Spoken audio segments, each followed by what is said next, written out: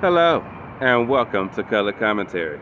I'm TJ, your average fan, and I'll be talking to you today about Apple TV Plus's show Foundation, Season 2, Episode 6. And we're going to get right into it, shall we? Spoilers! Okay. Oh, wow. This was an episode chock full of surprises, I gotta say. I'll start with the shorter pieces first and then the longer piece last. The shorter pieces were this. We got the missionaries on their way to Trantor. They made it. Um, Constance had a conversation with one of the spacers where the spacer, I can't recall her name. They do have beautiful names. Um, Gave a throwaway line about how they've been in service, slaved to Empire for 600 years and that they are engineered, they're still human, and therefore, the way she said it, like they still got feelings and feel a certain type of way about stuff, you know. So they go to Trantor, they have a nice night out, and then Peli confessed that even though he saw with his own eyes, Harry and all of the stuff that happened, and he'd been alive for all these over 100 years, that Constance's faith is stronger than his seeing with his own eyes, because she never got to see or know these things, but yet she still truly believed wholeheartedly, and that was an emotional moment. Until they got woke up in the morning and arrested. Like, what? Why? Why did they get arrested? Don't know. Meanwhile, Harbor Mallow is on his mission that Harry sent him on to some place in space. He don't know where he's going. He done made it to his destination. He wakes up, he's looking around, nothing there. Then all of a sudden, this ginormous, beautiful ship comes out of nowhere. He ends up inside of it. Turns out it's a spacer ship, one of their very own. Like, it's a beautiful ship. And they want to know what you're doing in this part of space. So I'm thinking the spacers have their own community, world probably, an area of space in which they live and do their thing. And they probably hold some, malice against Empire for having to serve them like they do. So I'm thinking that's what Harry sent them there for, to try to get them on their side to help with the fight against Empire. So that should be interesting. And now for the longer part of Harry, Gale, and Salvor on Ignis with psychic people.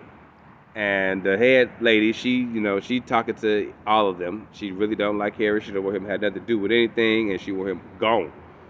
She's serious about not wanting nothing to do with being the second foundation. So she's trying to convince Gale that she should lead the people because she's sick. She's dying, and she's worried about who's gonna lead her people. And she's trying to teach her how to use her powers and her abilities, and in manipulating her, she forced her into actually using a force push on her.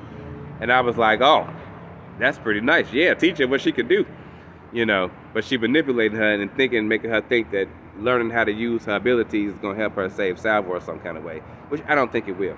But they're there to help stop the third crisis, whilst the second crisis is beginning its start, which the third crisis is the psychic mule guy who they trying to prevent from ever rising into power in the next 100 years or so. So, yeah.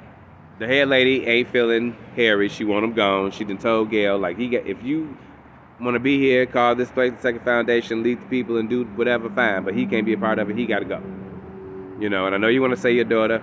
Salvor got a little bit of power, but she's not like Gale. So I'm thinking she going to develop something of her own as well. Whew. Then it came to the big argument where they tricked him in his head, what the head lady did. And Salvor had a whole conversation with the peoples, mind conversation. And they explained how their powers work and certain things they can and can't do, how the illusions work. So they done made Gale and Salvor think that Harry then took the ship and ran off when it really was an illusion of him leaving because they secretly killing him in a tide pool to drown him alive. It's ridiculous. But during this time is when we get a flashback of Harry and when he met his wife, when he was a child, first off, with his parents, and his ability to see patterns and things and how he worked that out. And then him meeting his wife, her helping him develop the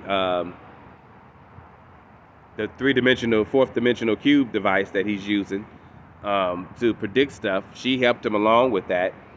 How they were going to have a baby, and then because Empire was afraid of his work, they wanted to shut it down. And then his wife got killed by their Empire's representative because they wanted him to give up the device.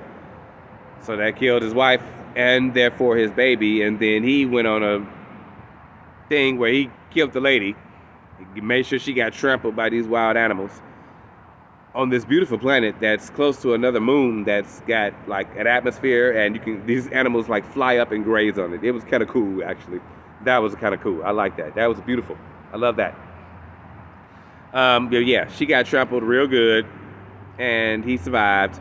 And then he went on and went to Trantor to start his process of where he's at now. We also figured out that the Harry in the vault cannot know about this Harry. And Salvor believes that the lady that made him a real body wanted to do that to make him, vulnerable and make him, really have some skin in the game, as she put it, to, because of his plan. And like, if he outside of it, then he don't really have no feelings about what happens. But if he's involved in it, it's a possibility he could get hurt, or if he come to care about somebody and then we don't want them to get hurt, that might change something. So I think that's a good idea that she had to do that. I think that might be very well why that person did that to him and put him in a real body. But yeah, we don't know if he drowned or not. It went off with him underwater. And I'm like, oh my God, what a way to end this episode. This was crazy. This was a lot. I can't wait for Gail to learn how to use her powers and find out some more about what's going on. I can't wait to see if Harry survived. I can't wait to find out why the missionaries got arrested. And is Harper Mallow going to be able to convince the Spacers to be on their side? And I want to learn more about the Spacers and what else they could possibly do. That should be interesting. I will see you guys next week for next week's episode. In the meantime, have a great day.